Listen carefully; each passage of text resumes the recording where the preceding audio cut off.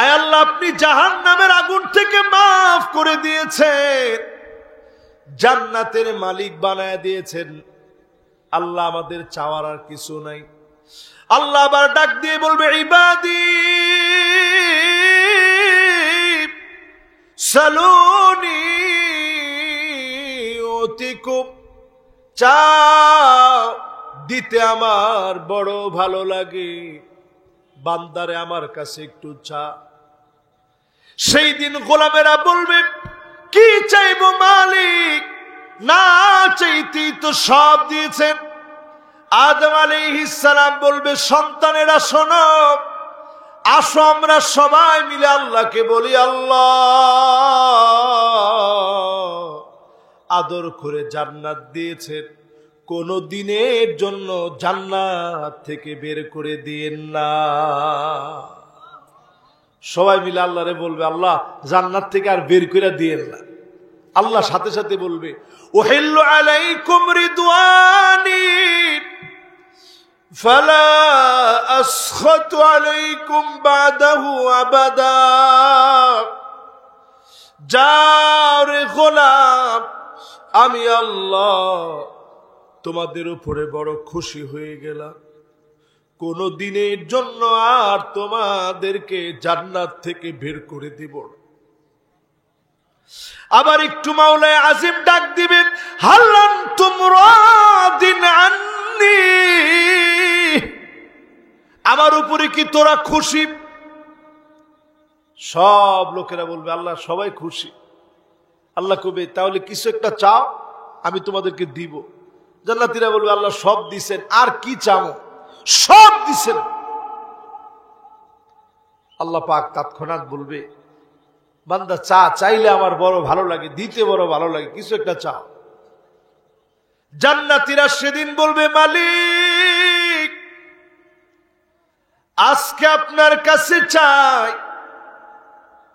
মুসা আলাইহিস সালাম সেদিন শিখিয়ে দিবে, এক নজর আপনাকে দেখার জন্য মনটা বড় চায়।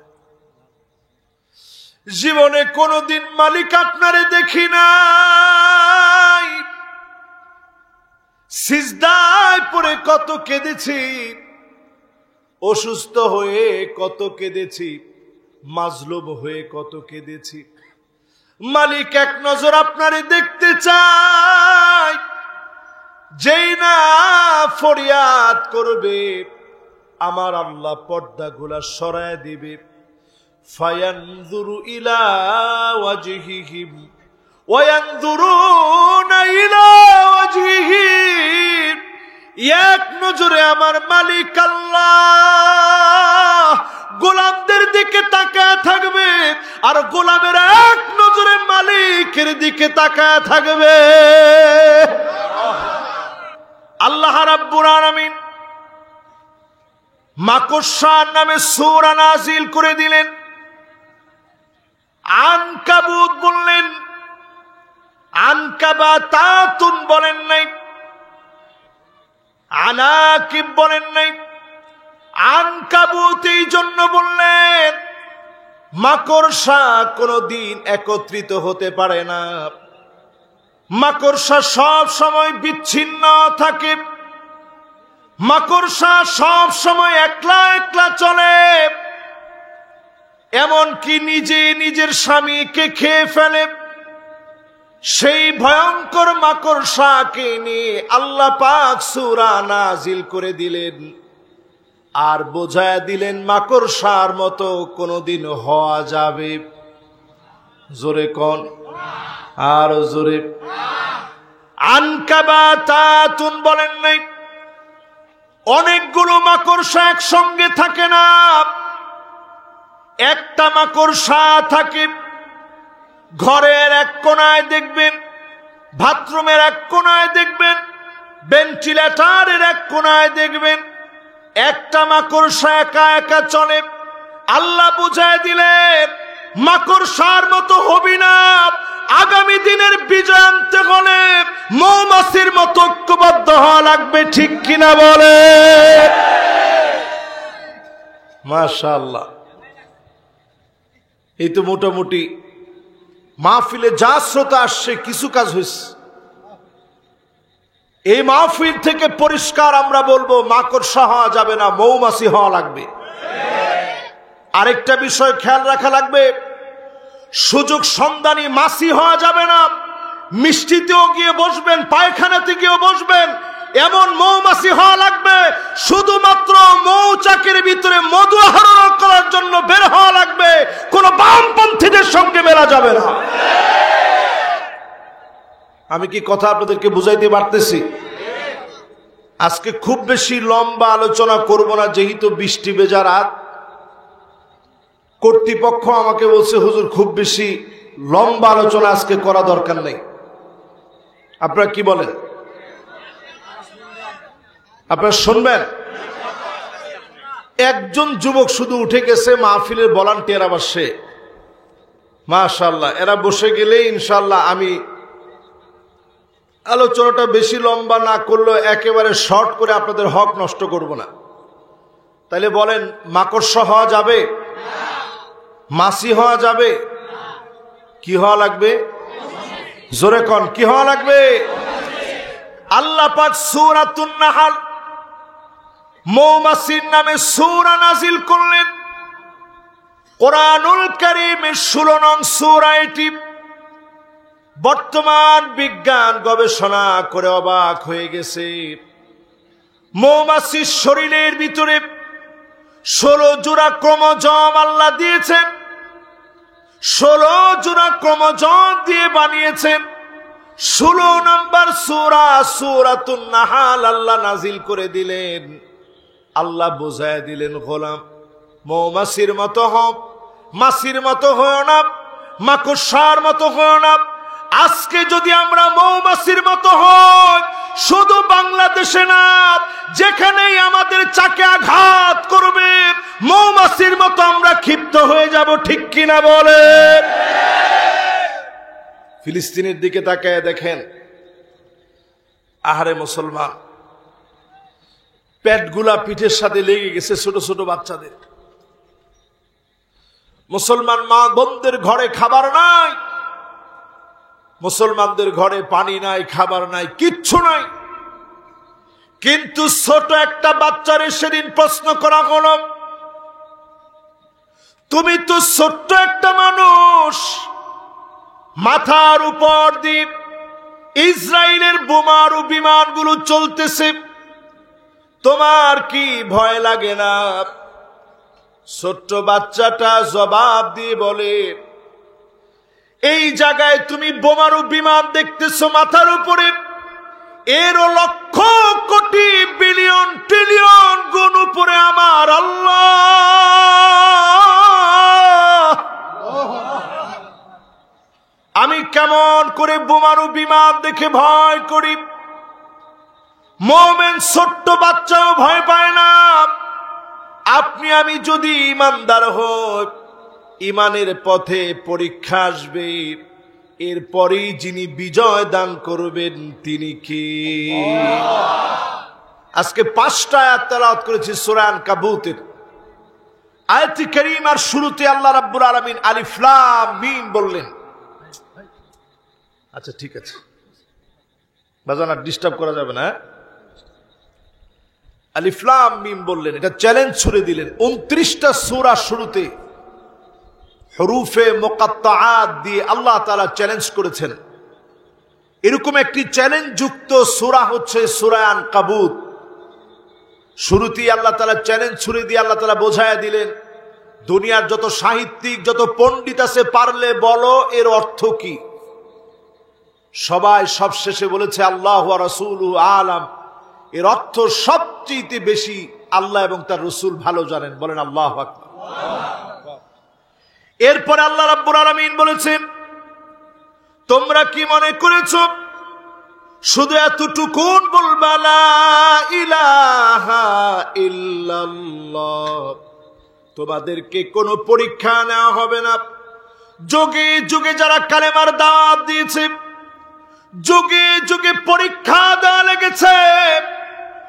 আল্লাহর হাবিব শিয়াবে আবু তালেবে পরীক্ষা দিয়েছে। গাছের পাতা পর্যন্ত নবীজি চিবায় চিবায় খেয়েছে। যেই নবীর জন্য খানার কোনো অভাব ছিল না, উহুদ পাহাড়কে নবী ডাক দিয়ে যদি শুধু মনের ভিতরে নবী আনত, এই উহুদ পাহাড়টা যদি স্বর্ণ হয়ে যেত, নবীর মনে আসতে দেরি হতো। যিনি স্বর্ণ বানায় দিতে দেরি করতেন না, তিনি কে?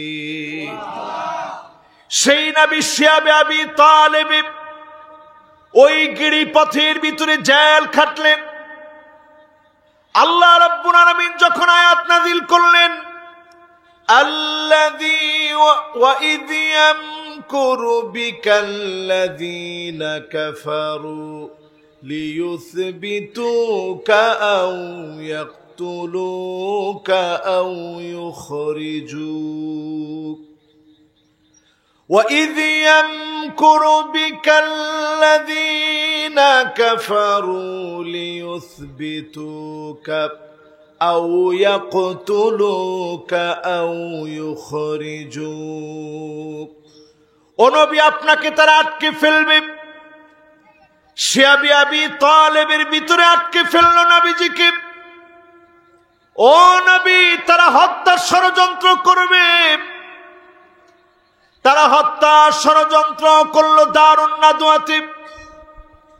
ও নবী, আপনাকে তারা নিজের জন্মভূমি থেকে বের করে দিবে। মিলায়া দেখেন, আমাদের মুফাসসিরদেরকে জেলখানায় আটকে রাখা হলো। আমাদের প্রিয় আল্লামাকে দিনের পর দিন কষ্ট দিয়ে শহীদ করা হলো, ঠিক কিনা বলেন? আমাদের প্রিয় মানুষকে দেশের বাইরে পাঠিয়ে দিয়েছে, প্রিয় মুফাসসিরকে দেশের বাইরে পাঠিয়ে দেওয়া হলো। আপনি পুরা আয়াতে কারিমা মিলায় দেখেন। পরীক্ষায় উত্তীর্ণ হওয়া লাগবে মুসলমান। পরীক্ষার মধ্যে যখন আপনি পড়বেন, উত্তীর্ণ হওয়ার জন্য আপনি চেষ্টা করবেন। الذين إذا أصابتهم مصيبة قالوا إنا لله وإنا إليه راجعون। বিপদের ভিতরে যখন আপনি পড়ে গেলেন, মুসিবতের ভিতরে যখন পড়ে গেলেন, একটা চাবিও যদি আপনার কাছ থেকে হারায় যায়, আপনি যে চিন্তার ভিতরে পড়লেন, এর দ্বারা গুনাহ মাফ করে জান্নাতের দরজা যিনি বুলন্দ বানায় দিবেন, তিনি কে? হাদিস শুনেন, মা ইউসিবুল মুসলিমা মিন নাসাবিন ওয়ালা ওয়াসাবিন ওয়ালা হাম্মিন ওয়ালা হুজনিন ওয়ালা গাম্মিন হাত্তা শাওকাতি ইউশাকুহা ইল্লা কাফফারাল্লাহু বিহা মিন খতায়া। আল্লাহর কোন ইমানদার গোলাম যদি মুসিবতের ভিতরে পড়ে যায়, পেরেশানির ভিতরে পড়ে যায়, দুনিয়াবি ক্ষতির ভিতরে পড়ে যায়, ব্যবসায়িক লসের ভিতরে পড়ে যায়, এমনকি অসুস্থ হয়ে কাটা বিধার কারণে যদি শব্দটা উচ্চারণ করে, গুনাহ মাফ করে যিনি জান্নাতের দরজা বুলন্দ বানায় দিবেন, তিনি কি? এবার চিন্তা করেন, 40-50টা করে মামলা দেওয়া হলো, দিনের পর দিন ঘরের ভিতরে ঘুমাতে পারে নাই। এই দিনগুলাতে যিনি গুনাহ খাতা মাফ করে দিয়েছেন, তিনি কে? 5 আগস্টের পরে আজকের এই মাহফিলে কোরআন হাতে নিয়ে বলি, এই দুনিয়াতে শাসন আসবে 5টা। আওয়াজ করে বলেন কয়টা? এবার একটু আঙ্গুলগুলা উঁচা করে যুবকরা বেশি দেখাবেন, মুরব্বীরাও দেখাবেন, সবাই মিলে দেখান। কয়টা? পিছনে 4 জন যুবক হাত এমনি দিয়ে রাখছে, সবাই মিলে একটু উঁচা করে দেখায়, এরকম নাড়া দেন। মাশাআল্লাহ, আজকে 5টা আয়াতে তাফসীর হবে, 5টা শাসন দিয়ে। এবার হাতগুলা নামান, বলেন কয়টা শাসন আসবে? আর একটু জোরে কন, কয়টা? আর একটু জোরে কন, কয়টা? এক নাম্বার শাসন আসবে, তাকুনু ফীকুম আন-নবুওয়া, নবুয়তের শাসন চলবে। আল্লাহ নবী জমিনে শাসন করে দেখা গেলেন কেমন করে শাসন করা লাগে। নবীজি শাসন করে দেখায় গিয়েছেন। আল্লাহ নবীর শাসনের সময় এমন ছিল, একটা উটের চোখে নবীজি পানি দেখলেন, আর দেরি করে নাই, ডাক দিয়ে বললেন, উটটাকে খাবার না দিয়ে কেন কষ্ট দিচ্ছ? এই উটের দায়িত্বে যে আছো তুমি দাঁড়াও। সাহাবী দাঁড়াইস। নবীজি বললেন, এদিকে আসো, এই উটটারে তুমি কষ্ট দাও কিন্তু খাবার দাও না। আফালা তাত্তাকিল্লাহ ফি হাযিহিল বাহিমা আল্লাতী মাল্লাকাকাল্লাহু ইয়া, কষ্ট দাও কিন্তু খাবার দাও না। উটটা আমার কাছে বিচার নি, চোখের পানিগুলো ছেড়ে দিয়েছে। উটের চোখের পানি দেখে নবীজি বিচার করলেন। এবার চিন্তা করেন, জনগণের কোটি কোটি টাকা যারা খেয়ে ফেলেছে, দেশটাকে যারা ঋণ খেলাফির মধ্যে ফেলে দিয়ে গিয়েছে, এখনো যারা বলে কি অপরাধ আমরা পাই না, এই লোকগুলার শাস্তি কেমন হওয়া উচিত? জোরে কর, জোরে কর।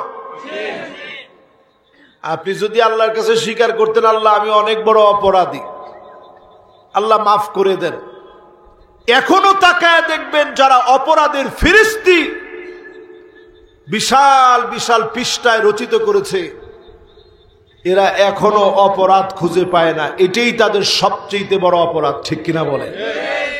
এই পৃথিবীতে শাসন আসবে কয়টা? সবাই কন কয়টা? একটা শাসনের নাম নবুয়তের শাসন। এই পৃথিবীতে আর কোনদিন নবী কিংবা রাসূল পৃথিবীতে আসবে। দুই নাম্বার শাসন আসবে, সুম্মা তাকুনু খিলাফা আলা মিনহাজিন নবুওয়া, আল্লাহ নবীর দেখানো পথ অনুযায়ী এই জমিন শাসন হবে।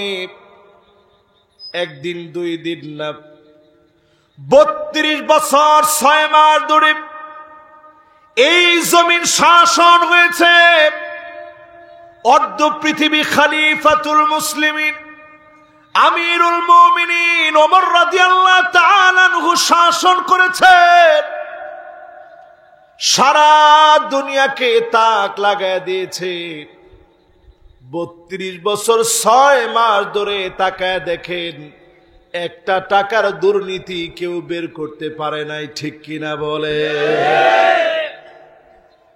একটু জামাটা বড় হয়েছে, প্রজারা জিজ্ঞাসা করছে এত বড় জামা হয় কেমনে? হযরত ওমর রাদিয়াল্লাহু তাআলা আনহু চেহারা লাল হয়ে গেছে।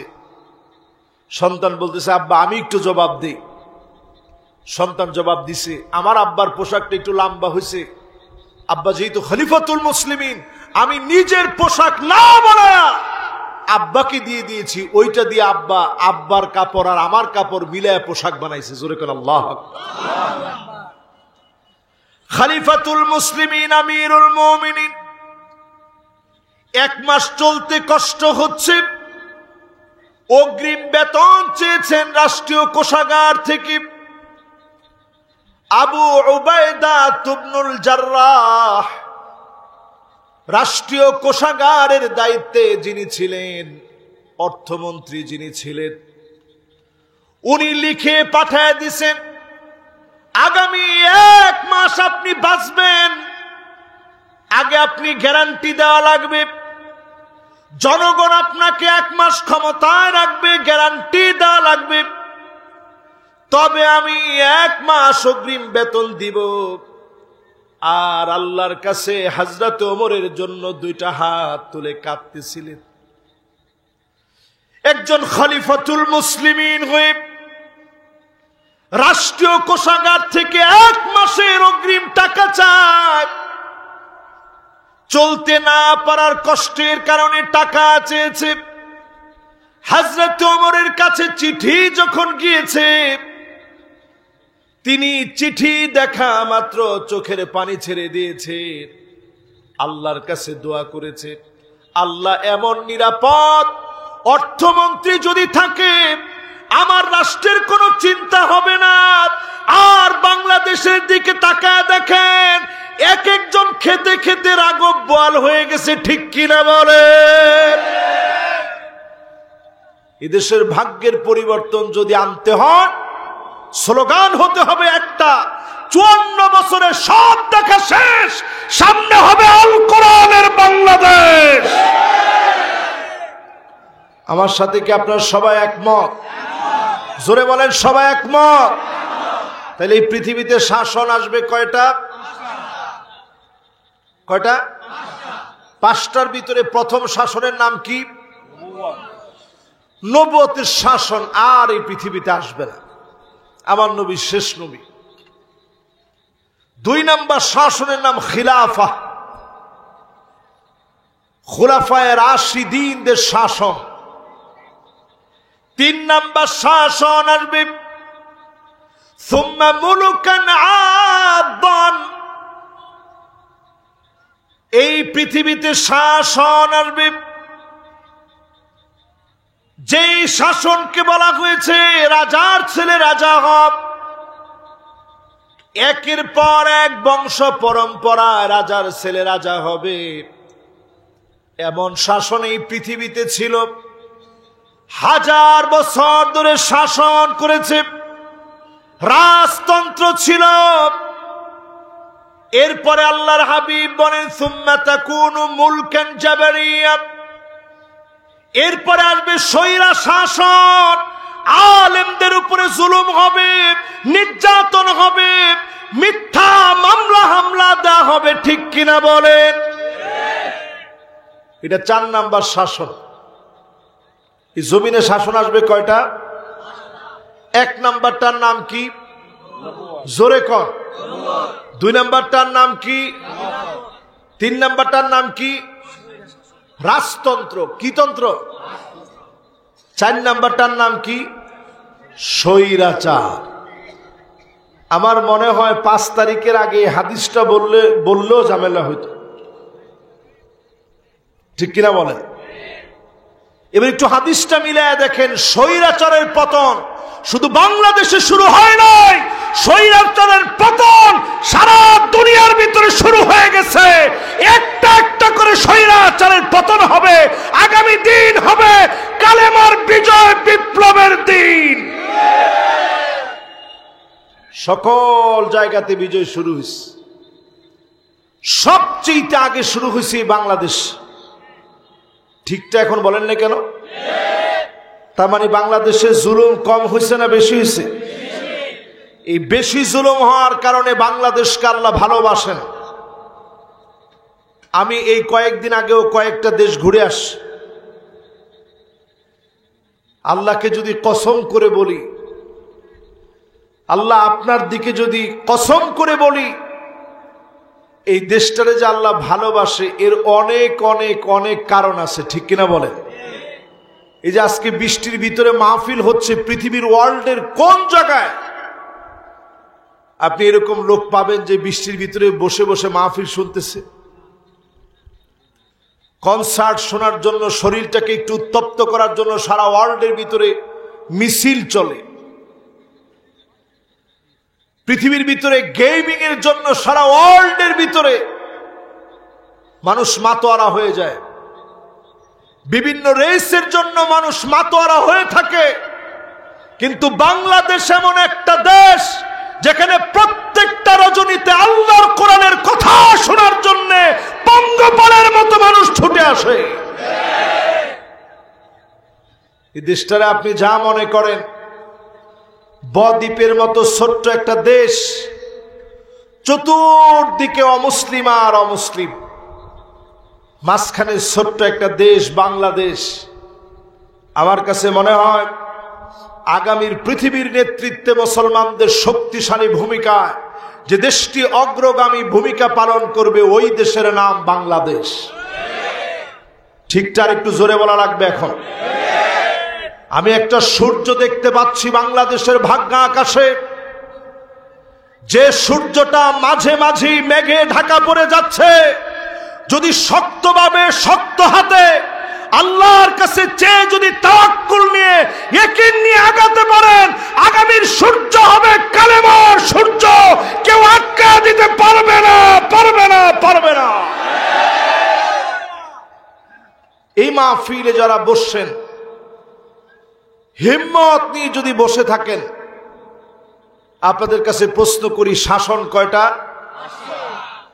5টার ভিতরে 4র্থ নাম্বার শাসন আমার মনে হয় বাংলাদেশ দিয়ে আল্লাহ দেখায় দিয়েছে স্বৈরাচারের পতন। ঠিকঠাক একটু আসতে কম। বাংলাদেশ থেকে শুরু হয়ে সিরিয়ায় গিয়েছে। আমি এবারও দেখে আসছি ওয়ার্ল্ডের অনেক জায়গায় পরিবর্তন হওয়া দরকার। অলরেডি শুরু হয়ে গেছে বহু জায়গায়, জায়গায় জায়গায় সামনে শুধু পরিবর্তনের কথা শুনবেন, সব স্বৈরাচারের পতন। জোরে করে আল্লাহু আকবার। এরপরে আসবে আমার ভাইয়েরা 5 নাম্বার শাসন, সুম্মা তাকুনু খিলাফাতান আলা মিনহাজি নবুওয়াতিন। আল্লাহ নবীর দেখানো পথ পন্থা অনুযায়ী আবার যিনি ইসলামী রাষ্ট্র কায়েম করে দিবেন তিনি কি? জোরে বলেন। এই হাদিসটা শোনার পরে আপনাদেরকে 6টা সতর্কবাণী শোনাতে চাই। আওয়াজ করে বলেন কয়টা? 1 নম্বরে, যদি আগামী দিনে আপনারা ভুল করেন, কষ্ট হচ্ছে আর একটুখানি, মাশাআল্লাহ এখনো কয়েকজন লোক আসতেছে, মাশাআল্লাহ বৃষ্টির ভিতরে আসেন, মাশাআল্লাহ। আপনাদের পড়াগুলো মনে আছে তো? তাহলে শাসন কয়টা? সতর্কবাণী এবার শোনেন 6টা। আগামী দিনে যদি সোজা না হন, সূর্য কিন্তু মেঘের আড়ালে আবার ডুবে যাবে, ভয়াবহ সময় আসবে। ভয়াবহ সময় কেমন আসতে পারে এটা চিন্তা করতে পারবেন না। এজন্য বিশেষ করে আমি আলেম ওলামাদেরকে বলতে চাই, অনেক মিডিয়া আজকের এই মাহফিলে আসছে, মিডিয়ার মাধ্যমে এই কথা পরিষ্কারভাবে আমি ছড়ায় দিতে চাই। আপনাদেরকে সাক্ষী রেখে এখনো আর ইখতিলাফ করার সুযোগ নেই। এখনো যদি মতবিরোধ করেন, দিন আসবে এমন, কার টুপি কেমন এটা নিয়ে আপনি ইখতিলাফ করতে পারবেন না, মাথায় থাকবে না টুপি পরবেন কোন জায়গা। ঠিক কিনা বলে? এবার 6টা সতর্কবাণী শোনেন। কয়টা? 1 নাম্বার সতর্কবাণী, বাদিরু বিল আমালি সিত্তান। আল্লাহ নবী বলে গেলেন সতর্ক হও 6 বিষয়ে। 1 নাম্বার সতর্ক হওয়া লাগবে ইমারাতুস সুফাহা। নির্বোধ কোন ব্যক্তি, দিনের জ্ঞান নাই যার, ইসলাম যে বুঝে না, ইসলাম যার কাছে নিরাপদ নয়, এমন লোক আমার নেতা হতে পারে না।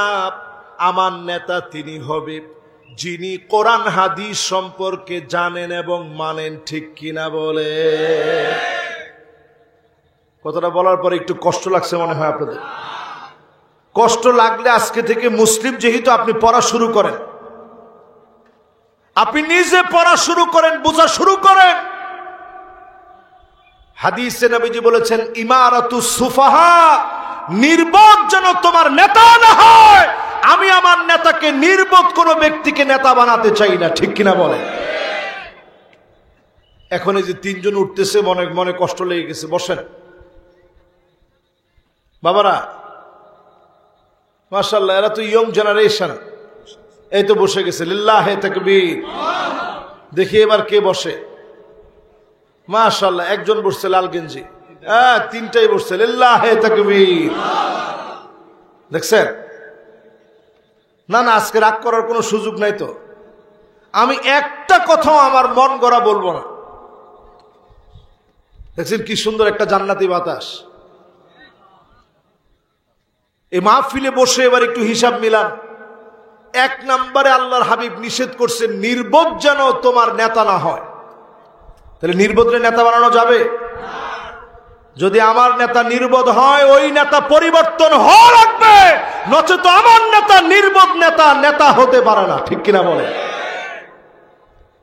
2 নম্বরে নবীজি বললেন যদি নির্বোধরে নেতা বানায় ফেলো, কাসরাতুস শর্ত, নতুন নতুন শর্ত আসবে।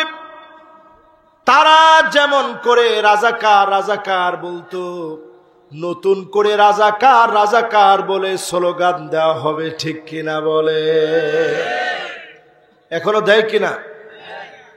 সাদেক কায়েমের নামে স্লোগান দেওয়া হলো। 38 বছরে ঢাকা বিশ্ববিদ্যালয়ে ডাকসুর যতগুলো নির্বাচন হয়েছে সাদেক কায়েম দেখা দিয়েছে নির্বাচন কারে বলে। ঠিক কিনা বলে? কিন্তু তারে নিয়ে স্লোগান দিছে আমিও জানি তুমিও জানি। চিন্তা করেন, আমিও জানি তুমিও জানো, সাদিক কায়েম পাকিস্তানি, আর পোলাপান এরপরে স্লোগান দিয়েছে আমিও জানি তুমিও জানো, সাদেক কায়েম ডাকসু বিপি। ঠিক না? এই যে স্লোগান দেওয়া হলো, আপনি একটু নবীজির হাদিস দিয়ে মিলায় দেখেন, এটা স্বাভাবিক কথা না। আল্লাহর নবী বলেছেন যখনই তোমরা ভুল করবা এরপরের নাম্বারে যেটা নেমে আসবে সেটা হচ্ছে কাসরাতুস শর্ত, নতুন নতুন শর্ত দিয়ে তোমাদের উপরে বিভিন্ন শর্ত আরোপ করা হবে, চতুর্দিক তোমাদের জন্য কোণঠাসা বানায় দেওয়া হবে। ঠিক কিনা বলে? 2 নাম্বার শেষ, এবার 3 নাম্বারটায় চলেন। মাশাআল্লাহ, আর কিছুক্ষণ সময় আপনাদের হাতে আছে? সবার হাতে আছে? আচ্ছা, না 2টা পর্যন্ত দরকার নেই, আর সারা রাতেরও দরকার নেই। আমরা আর অল্প একটু শুনি। আমি এমনি খুব ক্লান্ত, আমি অলরেডি উমরা থেকে আসছি, খুব ক্লান্ত শরীর। তার মধ্যে আপনাদের এই বৃষ্টি ভেজা রাতে এসে দেখে আমার মনটা ভরে গেছে। আমার মনে চাচ্ছে যে একটু ওয়াজ শোনায়, যদি মানুষের মনগুলা পরিবর্তন হয় তাহলে সতর্ক থাকতে হবে 6টা বিষয় থেকে। জোরে বলেন, কয়টা? 1 নাম্বার যে বিষয় সেটা হচ্ছে নেতা নির্বাচনে যোগ্য আল্লাহওয়ালা নেতা নির্বাচন করা লাগবে। ঠিক কিনা বলেন? 2 নাম্বার আপনার আমার দায়িত্ব, যদি ভুল করে ফেলেন নতুন নতুন শর্ত দিয়ে আপনাকে আবার খাঁচানো হবে। 3 নাম্বারে বিয়াউল হক, টাকার বিনিময়ে হুকুম বিক্রি হবে। হইতেছে এখন? আরে কথা কয় না। মামলার কোনো আগা মাথা নাই। ঠিক তো বলছে একজনে, সবাই মিলে বলে।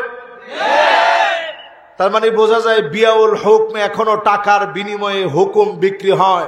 আল্লাহর নবী এমন কোন খুতবা দেয় নাই, মা কামা রাসূলুল্লাহ সাল্লাল্লাহু আলাইহি সাল্লাম আলাল মিম্বার, এমন কোন খুতবা আল্লাহর নবী দেয় নাই যেই খুতবার ভিতরে ন্যায় ইনসাফের বিচারের কথা বলে নাই। বলেন আল্লাহু আকবার। এই যে মাশাআল্লাহ, ইন্নাল্লাহ ইয়া'মুরু বিল আদলি ওয়াল ইহসান, এমন কোন খুতবা নবীজি দেন নাই যেই খুতবার ভিতরে ন্যায় ইনসাফের কথা বলেন নাই। এখন আমরা হুজুররা ন্যায় ইনসাফের কথা বললেই অনেকে বলবে কে আর ওয়াজ নাই, প্রত্যেক জুমায় এই ওয়াজ কে? অথচ আল্লাহর নবীর জীবনে আম্মা জান বলতেছে মা কামা রাসূলুল্লাহি সাল্লাল্লাহু আলাইহি ওয়াসাল্লাম আলাল মিম্বার, এমন কোনদিন আমি শুনি নাই যে আল্লাহর নবী মিম্বারে উঠছে ন্যায় ইনসাফের বিচারের কথা বলে নাই। বলেন আল্লাহু আকবার। প্রিয় ভাইরা আমার, যদি ভুল করেন 6টা শাস্তি আসবে। 1 নম্বর শাস্তির নাম নির্বোধরা নেতা হয়ে যাবে। 2 নম্বর শাস্তির নাম আবার শর্ত আরোপ হবে, আমি কে তুমি কে, রাজাকার। ঠিক তো কয় না? 3 নম্বর শর্ত আসবে বিয়াউল হক, টাকার বিনিময়ে হুকুম বিক্রি হবে। আইন আদালত গুলা বিক্রি হয়ে যাবে। নির্দোষ মানুষগুলাকে পায়ের ভিতরে বেড়ি লাগায় টেনে হিচড়ে নেওয়া হবে। প্রিয় আল্লামার মতো আলেমকে আল্লামা দেলোয়ার হোসেন সাইদি রহমতুল্লাহ আলাইহি এই অঙ্গনের যিনি রাহবার ছিলেন, এই অঙ্গন যিনি সাজায় গিয়েছেন, উনার মতো মুফাসসিরকে শহীদ করে দেওয়া হয়েছে। উনার মতো মুফাসসিরকে দিনের পর দিন জেলখানায় কষ্ট দিয়েছে। জীবনের শেষ সময়গুলো নাতি নাতনি নিয়ে কাটাতে পারে নাই, নিজের স্ত্রীকে সময়টা দিতে পারে নাই। ওনার সুযোগ ছিল দেশের বাইরে চলে যাওয়ার, কিন্তু তিনি দেশের বাইরে চলে যায় নাই। এই জন্য চলে যায় নাই কারণ মানুষ মনে করবে, সত্যি মনে হয় আল্লামা সাইদি এমন কাজ করেছে। এজন্য আল্লামা সাইদি পালায় যায় নাই, জালেমের হাতে ধরা দিয়েছে। ঠিক কিনা বলে? শুধু ধরাই দেয় নাই, বয়োবৃদ্ধ একজন আলেমে দ্বীন ইন্তেকালের আগ মুহূর্তে দুইজনের কাঁধে যখন ভর দিয়ে নামতেছে, তখনও তাকায় দেখেন ঠোঁটের কোণে ওনার হাসি ফুটে আছে। এই হাসি দিয়ে তিনি বোঝায় দিয়ে গেলেন, জালেমরা তোমরা শুনে রাখো, তোমাদের মসনদ কেঁপে কেঁপে উঠবে, তোমাদের মসনদ কেউ আটকায় রাখতে পারবে না, থরে থরে কেঁপে কেঁপে পড়ে যাবে। ঠিক কিনা বলে? অবাক হওয়ার বিষয় হচ্ছে, তাদের দলের শত শত ছেলে, হাজার হাজার ছেলে প্রিয় আল্লামার ইন্তেকালের পরে স্ট্যাটাস দেওয়ার কারণে আওয়ামী লীগ থেকে বহিষ্কার করা হয়েছে। ঠিক তো কয় না? ফেসবুক স্ট্যাটাস দিয়েছে, অনেক স্ট্যাটাস দিয়েছে ওনার জানাজায় যেতে গিয়ে বাধা দেওয়া হয়েছে, এজন্য আওয়ামী লীগ চিরদিনের জন্য ছেড়ে দিলাম। ঠিক একটু জোরে কর। আমি কি এগুলো বানায় বলতেছি আজকে? আমার হাতে এই যে কোরআন শরীফটা হাতে নেওয়া, আমি শুরু থেকে কিন্তু কোরআন শরীফটা নিয়ে রাখছি। আজকের এই মাহফিলে আপনাদেরকে দিল থেকে বলতে চাই, এই যে মানুষটা দুনিয়া থেকে চলে গেলেন, কিন্তু জীবিত মানুষের চাইতেও বেশি উনার কথা আমরা মনে করতেছি, এটাই উনার জন্য সবচেয়ে বড় পাওয়া। ঠিক কিনা বলে? এবং এই ভয়টা তারা পেয়েছে বিধায় উনার কবরের সামনে সব সময় পুলিশ দিয়ে রাখতো, কেউ যেন গিয়ে জিয়ারত করতে না পারে। আমি অনেক রাতে গিয়েছি, গিয়ে দেখছি পুলিশ পাহারা দিচ্ছে, কিন্তু পুলিশেরও তো মন আছে, সে সেখানে পাহারা দিচ্ছে ঠিক, খুব বেশি বাধা দেয় নাই, কিন্তু বাধা দেওয়ার চেষ্টা করছে। এখনকার সময়টা কথা বলে, আপনি একটু তাকায় দেখবেন, ওই পুলিশরা নিজ দায়িত্বে জিয়ারত করতে আসলে তারা বরং এগিয়ে পথ দেখায় দেয়। ঠিক কিনা বলে? এই জন্য আমার ভাইয়েরা সতর্ক হওয়া লাগবে। আজকের মাহফিল থেকে আইন আদালত বিক্রি হয়ে যাবে। 4 নম্বরে নবীজি সতর্ক করে গেলেন, ইস্তিগফাফাম বিদ্দাম। ও মুসলমানেরা, সজাগ হয়ে যান। আজকের মাহফিলে যদি সজাগ না হন, চারদিকে রক্তের বন্যা বয়ে যাবে, আমার দেশের ভিতরে গৃহযুদ্ধ লেগে যাবে। এই ওয়াজটা কেউ করে না, একজনও এই ওয়াজটা করে না বাংলাদেশ। আমি আজকের এই মাহফিলে, যেহেতু বৃষ্টি ভেজা একটা রাত, আপনাদেরকে সাক্ষী রেখে বলতে চাই, যদি বাংলাদেশের ভালো দেখতে চান, অন্য সব চিন্তাবাদ দিয়ে সমস্ত আলেম ওলামারা ঐক্যবদ্ধ হয়ে আল্লাহর কোরআনের ঝান্ডা প্রতিষ্ঠা করার কাজ করেন। যদি না করেন, এই দেশের ভিতরে জেনোসাইড হবে, রক্তারক্তি হবে, গৃহযুদ্ধ হবে বাংলাদেশে। যদি বাঁচাইতে চান, আল্লাহর কোরআনের দিকে আসেন। এটা হাদিস থেকে বলতেছি, না আমার কথা না। 5 নম্বরে নবীজি বলেন, আল্লাহর নবী সজাগ করে দিয়ে গিয়ে বলেন, এমন সময় আসবে তোমরা স্বচক্ষে চোখে দেখবা কতিআতুর রহিম, আত্মীয়তার সম্পর্ক ভুলে যাবে। এমন অবস্থা হবে দুই ভাই দুই দল করার কারণে জমি জমা নিয়ে বিরোধ হবে, পিতা ভাই ভাইরে মেরে ফেলবে, জমি জমা দখল করে নিবে, শুধু দলাদলির নাম দিয়ে এক ভাই আরেক ভাইয়ের সম্পদ দখল করে নিবে। ঠিক কিনা বলে? না না না, হইতেছে এটা? নাউজুবিল্লাহ কও। আসলে কি এটা হইতেছে? মুরব্বীরা সব বলতেছে হুজুর এটা হইতেছে। এটা 1450 বছর আগে নবীজি বলে গেছেন আত্মীয়তার সম্পর্ক ছিন্ন হয়ে যাবে যদি ভুল করেন। তার মানে বোঝা যাচ্ছে আমরা এখনো ভুল করার জন্য অনেকেই এক পা দু পা সব দিয়ে রাজি হয়ে গেছি। এরপরে নবীজি বলতেছেন 6 নম্বরে, আকাল্লুহুম ফিকহান, এমন সময় দেখবা নির্বোধ লোকদেরকে সবচাইতে জ্ঞানী মনে করবে, আর নির্বোধ লোকদেরকে জ্ঞানী মনে করার কারণে আল্লাহর তরফ থেকে একটার পর একটা আযাব আসবে। ঠিক কিনা বলে? এবার আমি একটু বুঝি, আপনাদের মাহফিল একটু বুঝায় বলি। গানের শিক্ষক নিয়োগ দেয় ঠিকই, কোরআনের শিক্ষক নিয়োগ দেওয়া হয় না। ঠিকটা আর একটু আস্তে কর। কোন সংস্কার বাদ দিয়ে নারী সংস্কারের নাম দিয়ে যদি যৌন কর্মীদের অধিকার নিশ্চিত করতে চান, স্পষ্ট আল্লাহর নবীর হাদিস অনুযায়ী আকাল্লুহুম ফিকহান, নির্বুদ্ধিতার পরিচয় যদি আপনি দেন, আল্লাহর গজব থেকে বাঁচা যাবে না। ঠিক কিনা বলে? 5 তারিখের পরে অন্তত দেশ আমাদের সবার। এজন্য 5 তারিখের পর থেকে দেশ নিয়ে সবাই চিন্তা করে কথা বলবেন। এবার আসেন, আগামীর পৃথিবীতে বাংলাদেশ কোন জায়গায় যাবে যদি আমি আপনি ঠিক থাকি? আল্লাহু আকবার। আল্লাহর একটা ডাক দিয়া কর, আল্লাহু আকবার।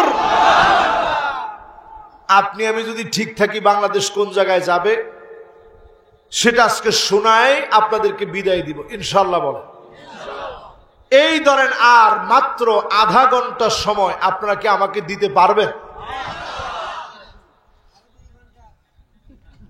মাশাআল্লাহ। দেখি কে বলছে আরো 2 ঘন্টা? মাশাআল্লাহ, না সে মনোযোগী মানুষ, মাশাআল্লাহ। বয়সও তো আমার মুরব্বী, কিন্তু 2 ঘন্টা যদি উনি থাকতে পারে, আপনারা পারবেন ইনশাআল্লাহ? ওই পিছনের দিকে তাকায় দেখেন, এখন কিছু লোক আসতেছে। লিল্লাহি তাকবীর। আসেন, তাড়াতাড়ি আসেন। মাশাআল্লাহ, একজন আসলো, এটা আমার কাছে অনেক দামি। আপনি কি মনে করেন এই বৃষ্টি ভেজা রাতে আরামের ঘুম বাদ দিয়া যারা মাহফিলের দিকে আসতেছে, আল্লাহর কাছে আমরা বলি আল্লাহ যেন প্রত্যেকের জীবনের গুনাহ খাতা মাফ করে দেন। পড়েন আমিন। প্রিয় ভাইরা আমার, এই মাহফিলে যারা বসলেন, আজকের এই মাহফিল থেকে বাংলাদেশের ভবিষ্যৎ নিয়ে যান। ওয়া আনিহকুম বাইনাহুম বিমা আনজালাল্লাহ।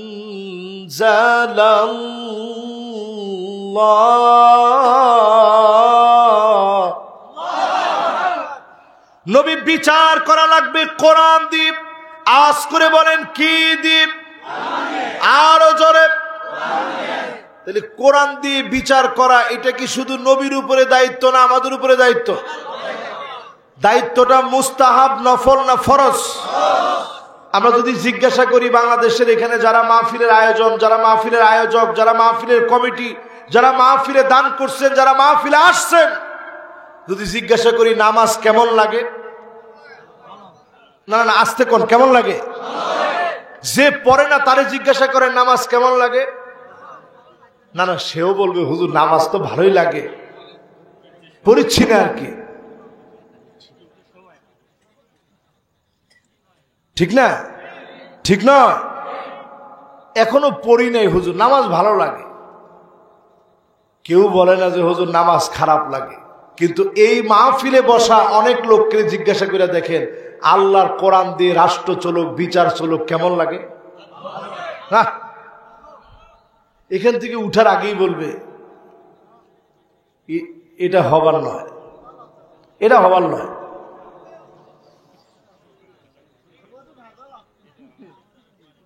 এইখান থেকে উঠার আগেই বলবে যে এটা হবার না।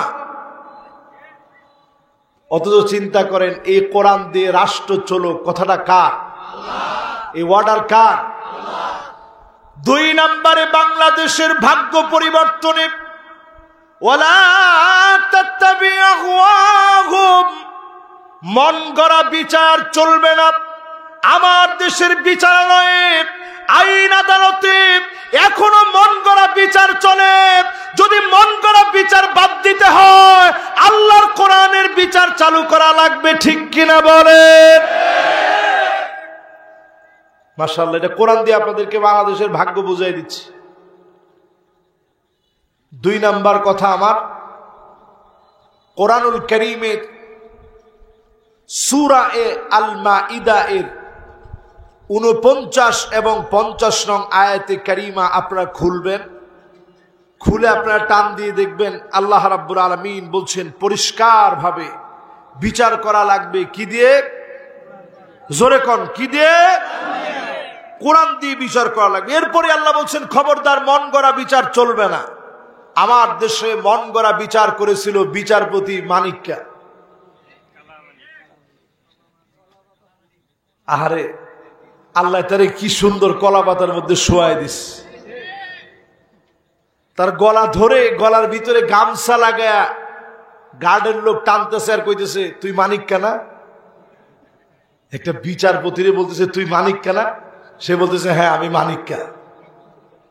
সে চিন্তা করছে আমি যদি বলতে যাই বিচারপতি মানিক, গলার ভিতরে ফাঁস লেগে যেতে পারে। এই জন্য বিচারপতি বাদ দিয়ে সে নিজের নামটা নিজেই শর্ট করে বলতেছে হ্যাঁ আমি মানিক্কা। ঠিক কিনা বলে? এই জন্য আল্লাহ তাআলা বুঝায়া দিলেন মন গড়া বিচার বাদ দেওয়া লাগবে। 3 নম্বরে আল্লাহ পাক বুঝায়া দিলেন ওয়াহযারুহুম আইয়াফতিনুকা আম বা'দি মা আনজালাল্লাহু ইলাইক। ও নবী, সতর্ক হওয়া লাগবে। আওয়াজ করে বলেন কি হওয়া লাগবে? আরো জোরে বলেন কি হওয়া লাগবে? সতর্ক হওয়া লাগবে। কোনোভাবে যেন কাফেররা তোমাদের ভিতরে কিছু ঢুকায় দিতে না পারে। আওয়াজ করে বলেন ঢুকায় দিতে। এখন দেখবেন অনেক সময় আমরা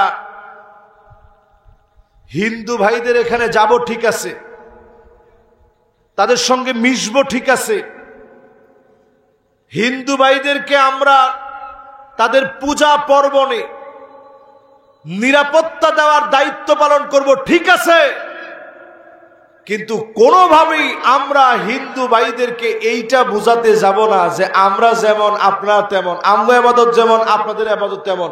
এইরকম কথা কোনোভাবেই বলা যাবে না।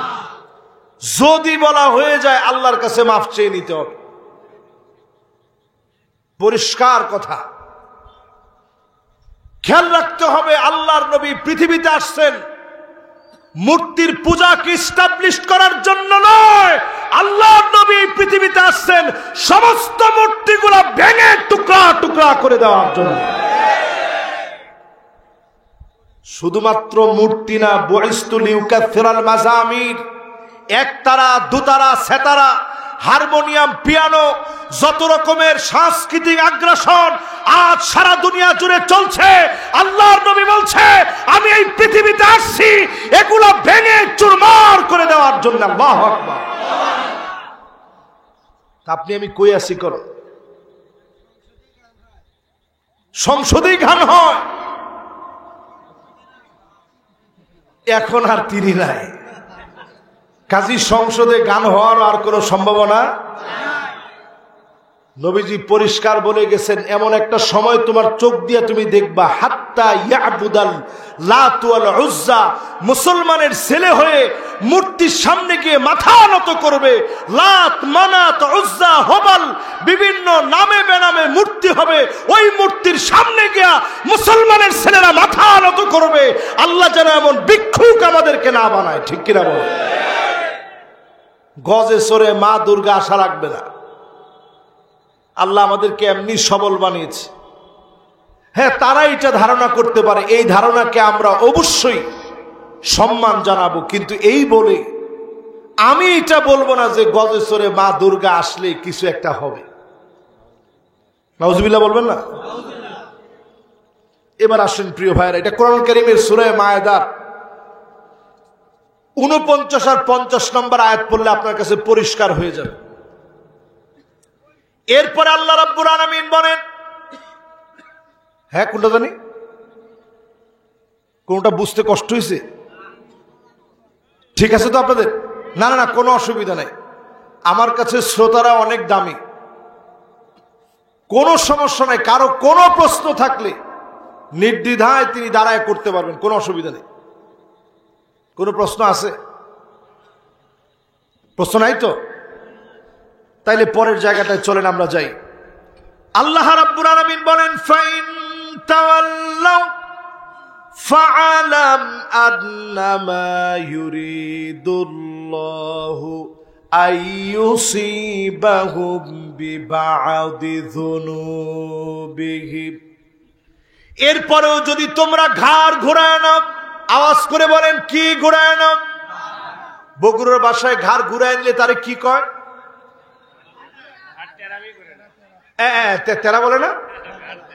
এই ঘাড় তেরামি যদি করো, আল্লাহ বলতেছে ফাইন তাওয়াল্লাও, এরপরেও যদি ঘাড় ঘোরানো, আল্লাহ বলতেছে আমি আল্লাহ কিছু কিছু অন্যায়ের কারণে আযাব দিব, পাকড়াও করবো। জোরে কোন আল্লাহ।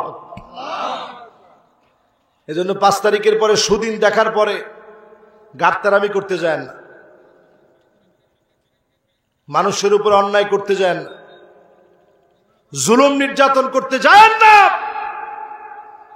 ঘাড় আল্লাহ মটকায় দিবে। সূরা মায়েদা 49 নং আয়াত সাক্ষী।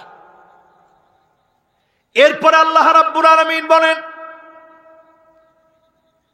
আল্লাহ রাব্বুল আলামিন বলেন, ফাইন তাওয়াল্লাউ ফাআলাম আন্নামা ইউরিদুল্লাহু আইয়ুসিবাহুম বিবা'দি যুনুবিহিম ওয়া ইন্না কাসীরাম মিনান নাসি লাফাসিকুন।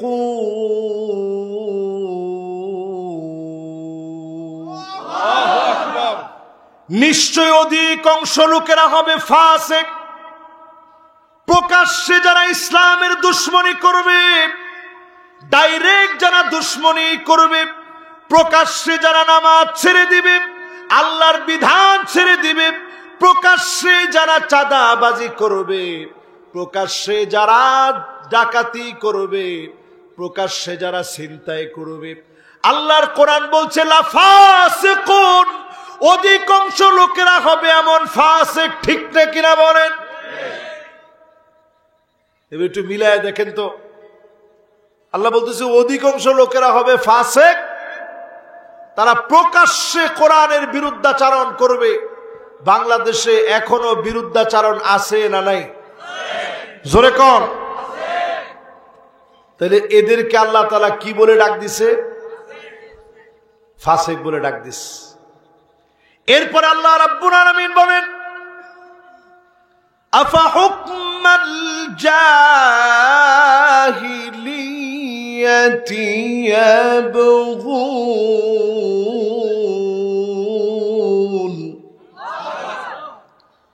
এত কিছুর পরেও কি লোকেরা জাহিলিয়াতের দিকে চলে যাবে? এখন একটু হিসাব মিলায় দেখেন, অনেকে চায়ের দোকানে বাজেট করে রাখে, কেউ যদি একটুখানি বলে এই কথা যে আগেই ভালো ছিল, কি চলেছে রে, আগেই ভালো ছিল, এই কথা বলতে দেরি, চায়ের বিল দিতে দেরি নেই। এরকম লোক আছে না? আল্লাহ কয় এগুলা সব জাহেল। জোরে কোন কি? আর জোরে কোন কি? এই জাহেলদের কাজ হচ্ছে দোকানে দোকানে, চায়ের দোকানে বসে এই কথা বলা, আহারে আগেই ভালো ছিল, এরা চলেছে দেশ। এরকম যখন দেখবেন বুঝে নিবেন এরা সব জাহেল। এরা সব কি? আপনারা জাহেল হতে দুনিয়াতে আসছেন। আমরা দুনিয়াতে ইমানদার হয়ে আল্লাহর সেরা গোলাম হয়ে কোরআনের রাজ কায়েম করে এই জমিন থেকে আমরা বিদায় নিতে চাই, ঠিক কিনা বলে? মাশাআল্লাহ, সুন্দর। একজন শ্রোতা প্রশ্ন করছে ফোন করে, মাশাআল্লাহ, আমরা এখান থেকে বলবো ইনশাআল্লাহ বলে। এবার চিন্তা করেন, আল্লাহ রাব্বুল আলামিন স্পষ্ট জানায় দিলেন এত কিছুর পরেও কি লোকেরা জাহেলিয়াতের দিকে যাবে? 16টা বছর জুলুম নির্যাতন শুধু এক দলের উপরে হয় নাই, হেফাজতে ইসলামের উপরে জুলুম হয়েছে কি হয় নাই? হয়েছে না? শুধু জামাত ইসলামের ভাইদের উপরে নয়, হেফাজতে ইসলামের উপরে জুলুম হয়েছে। বিএনপির ভাইদের উপরে জুলুম হয়েছে কিনা? না না, হয় না, মনে হয় মহা জুলুম হয়েছে। না না, একেবারে সামথিং বলার সুযোগ নেই, বহুত জুলুম হয়েছে তাদের উপরে। আপনি কি মনে করেন একজন বাবর সাহেব স্বরাষ্ট্রমন্ত্রী, তিনি তো কোন রকম বাইচা আসছে, আল্লাহ বাঁচায় রাখছে দেখি, ঠিক কিনা বলেন? তারেক রহমান উনি দেশেই থাকতে পারতেছেন না, তিনি বিদেশে চলে গেছেন কত জুলুম নির্যাতনের পরে। ওনার স্পাইনাল কর্ড পর্যন্ত সোজা করে উনি দাঁড়াইতে পারে নাই, তো জুলুম হয় নাই? হইছে। দিনের পর দিন জুলুমের শিকার হওয়ার পর আল্লাহ বলতেছে আফা হুকমাল জাহিলিয়াতি ইয়াবগুন, তোমরা কি আবার ওই জাহিলিয়াতের দিকে ফিরে যাবা? আমরা আর জাহিলিয়াত দেখতে চাই না, রাজনৈতিক প্রতিহিংসা দেখতে চাই না, বালুনিয়া টেন্ডারবাজি দেখতে চাই না, ছিনতাই দেখতে চাই না, চাঁদাবাজি দেখতে চাই না, আল্লাহর কোরআন অনুযায়ী আদালত দেখতে চাই, ঠিক কিনা বলেন? এদেশে ছোট ছোট বাচ্চারা জীবন দিস, রক্তের দাগ এখনো শুকায় নাই, অনেকে এখনো সুস্থ হয় নাই। ছোট ছোট বাচ্চাদের মুখে কে কথা ঢুকায় দিল? তারা আর স্লোগান না দিয়ে তারা স্লোগান দিয়েছে উই ওয়ান্ট জাস্টিস। বলেন কি?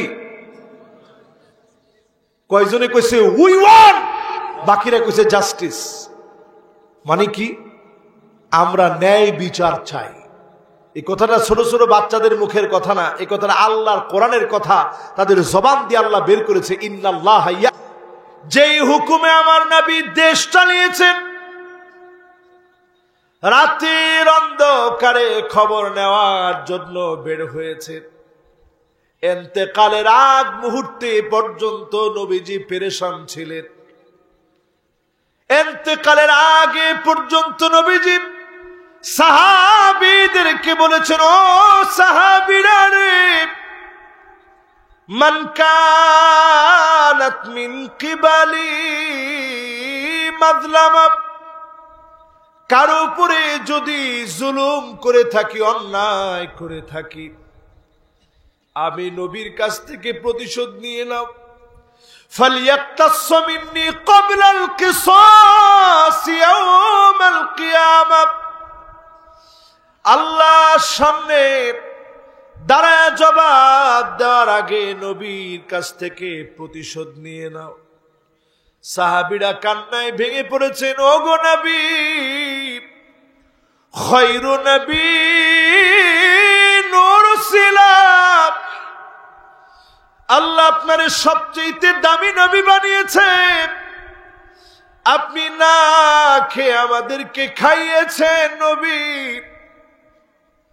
জিহাদের ময়দানে নিজের সামনের দিকে গিয়েছেন, সেজদায় পড়ে পড়ে দোয়া করেছেন, নবী আপনি আমাদেরকে কষ্ট বুঝতে দেন নাই, আপনি আমাদের জন্য ঢাল হয়ে দাঁড়ায় গেছেন। ও নবী, আপনার উপরে কোনো প্রতিশোধ নাই, খায়রু নবিয়্যিন উরসিলা, এই জমিনে যত নবী আল্লাহ পাঠিয়েছে সব নবীদেরকে আল্লাহ সেরা বানিয়েছে, আর সেরাদের সেরা যিনি আমার নবীকে বানায় দিয়েছেন তিনি কে? নবী, আপনি বড় সেরা নবী, আপনার কাছ থেকে কি প্রতিশোধ নিব? এরপরও নবীজি বলতেছে, যদি কারো উপরে কোনো অন্যায় করি প্রতিশোধ দিয়ে নাও। হযরত ওমরের পেটের ভিতরে যখন ছুরি প্রবেশ করিয়ে দিয়েছে আবু লুলু আল মাজুসি,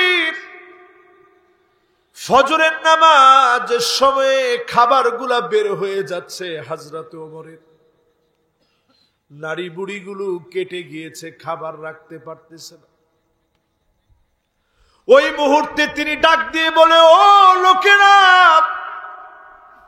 আমি যদি কোনো জুলুম করে থাকি ফালিয়াক্তাসু মিন্নি ক্বাবলাল কিসাস ইয়াউমাল কিয়ামাহ, আল্লাহর আদালতে জবাব দেওয়ার আগে আমি ওমরের জবাবটা নিয়ে নাও। যদি কারো উপরে তিল পরিমাণ জুলুম করি জবাবটা নিয়ে নাও, প্রতিশোধ গ্রহণ করে নাও। আজ আপনি তাকায় দেখেন সেই সময়ের শাসকদেরকে এখনো আল্লাহ জীবিত করে রেখেছেন, কারণ তারা প্রত্যেকে আদর্শ দিয়ে বিচার করেছে, ঠিক কিনা বলে? নিজের ছেলে অন্যায় করছে, হযরত ওমর ছাড় দেন নাই, মায়েরা আল্লাহর কাছে কাঁদছে আর বলছে, আল্লাহ আমি বিচার করছি, আল্লাহ তুমি বিচারের কাজ করায়, অন্তত বিচারের জন্য আমি ওমরকে আল্লাহ তুমি দাঁড় করায়। বাপ হইয়া দাঁড়ায় আল্লাহর কাছে বলছে, আল্লাহ আমি বিচার করছি, অন্তত তুমি বিচারের কাজ করায়, বিচারের ক্ষেত্রে পার্সিয়ালিটির জন্য আল্লাহ তুমি আমারে তোমার কাঠগড়ায় আসামি বানায়। ভাইরা আমার যারা মুসলিম, আজ থেকে নিয়ত করে ফেলেন, আল্লাহর হুকুমের চাইতে সুন্দর কোন হুকুম হতে পারে না। এই হুকুমের দিকে যদি আসা শুরু করেন, আপনি যদি এই হুকুম মানা শুরু করেন, আল্লাহর কোরআনের দিকে যদি আসা শুরু করেন, আপনাকে দিয়ে যিনি দিনকে বিজয়ী বানায় দিবেন তিনি কে? প্রিয় ভাইরা আমার, যতজন আজকের এই মাহফিলে বসছেন, যতজন আজকের এই মাহফিলে বসা, সবাই নিয়ে আজকে বলবো, সূরা আহজাব থেকে শুরু করছিলাম, আনকাবুতের কথা দিয়ে শুরু করছিলাম, ফিতনা ফাসাদ নিয়ে আপনাদেরকে বোঝানোর চেষ্টা করছি। আল্লাহ শেষে এসে পরিষ্কার ভাবে বলতেছে, মান কানা ইয়ারজু লিকা আল্লাহ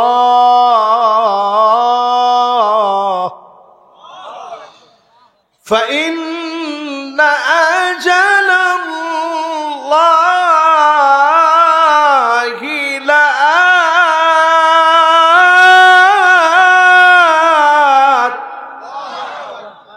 ওয়া হুয়াস সামিউল আলীম।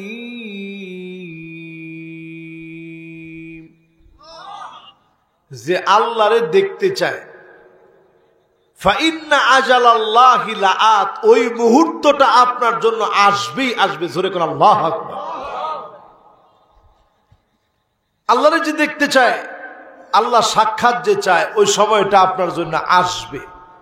যদি আপনি ওই রকম হয়ে যেতে পারেন, সেদিন আল্লাহ উপর থেকে একটা ডাক দিবেন। কি দিবেন? জোরে কোন কি দিবেন? আল্লাহ উপর থেকে ডাক দিয়ে, আমার দিকে তাকায় থাকেন, উপর থেকে আল্লাহ ডাক দিয়ে বলবে, সালামুন কওলাম মির রাব্বির রহিম।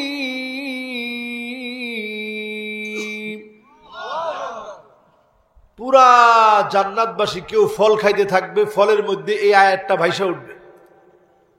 চতুর্দিক থেকে মাওলা আজিমের সালাম আর সালামের আওয়াজ, সবাই উপরের দিকে তাকাবে। এত সুমধুর কণ্ঠে সালাম দিছে আমার আল্লাহ, উপরের দিকে তাকায় সবাই খুঁজবে, সঙ্গে সঙ্গে আল্লাহ আরেকটা ডাক দিবে, ওয়ামতাজুল ইয়াউমা আইয়ুহাল মুজরিমুন।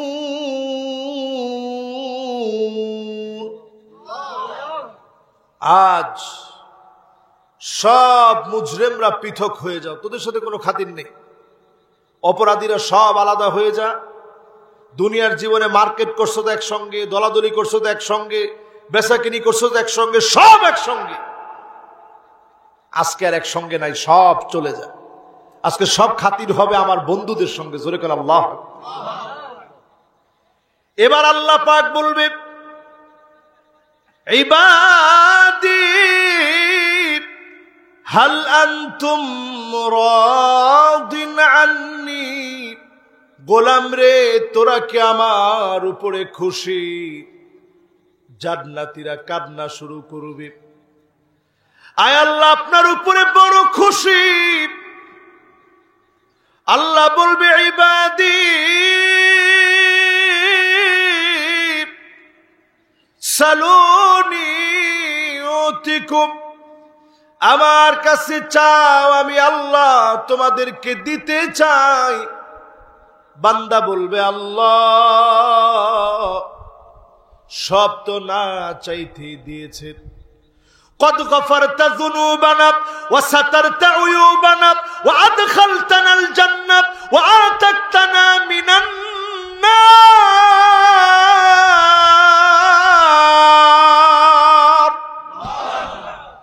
সব তো আল্লাহ না চাইতেই দিয়েছেন, গুনাহ মাফ করছেন, এত মানুষের সামনে শরম দেন নাই। আপনারা আছেন আমার সাথে? আমার যে গুনাহ আছে, এই গুনাহ দেখাইলে একজন আপনারা আমার আওয়াজ শুনতেন।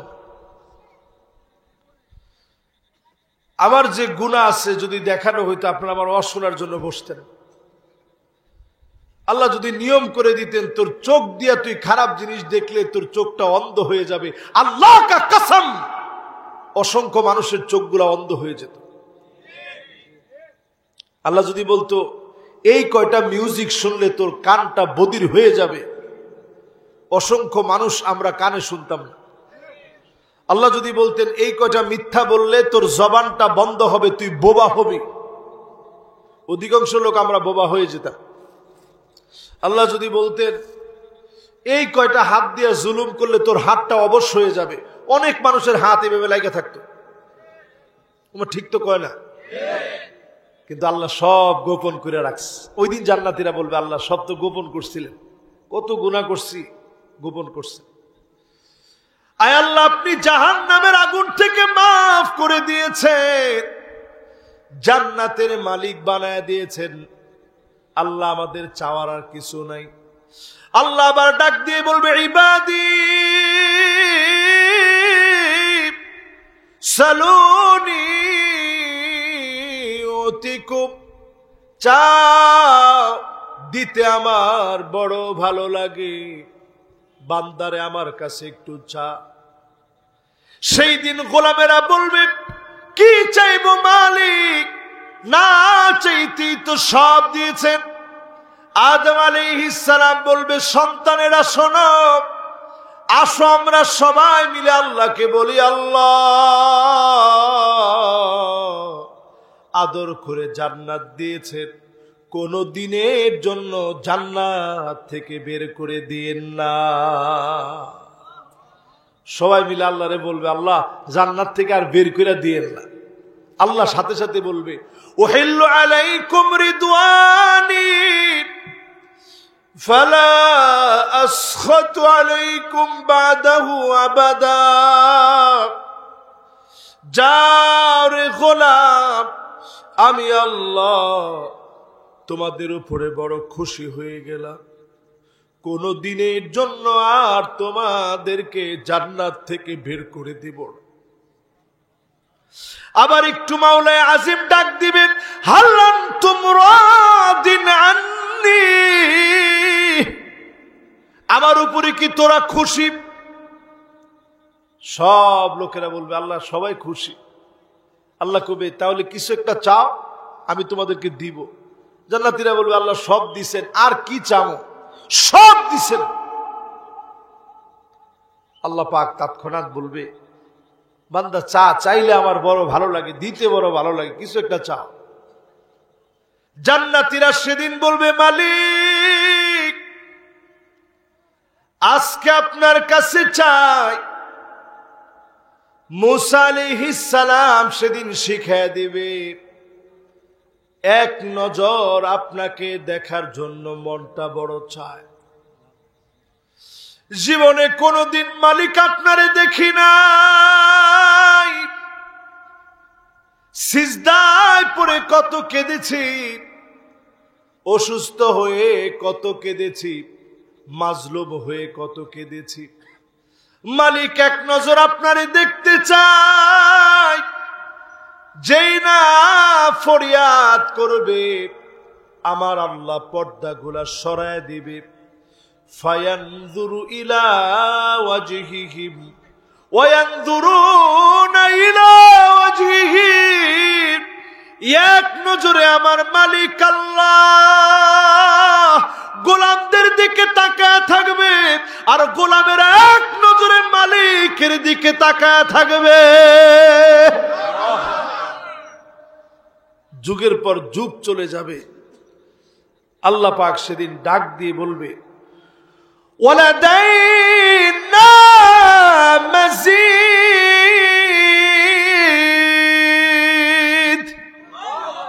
গোলাম এখানেই শেষ না, সামনে আরো অনেক নিয়ামত আছে। কোন আল্লাহু আকবার।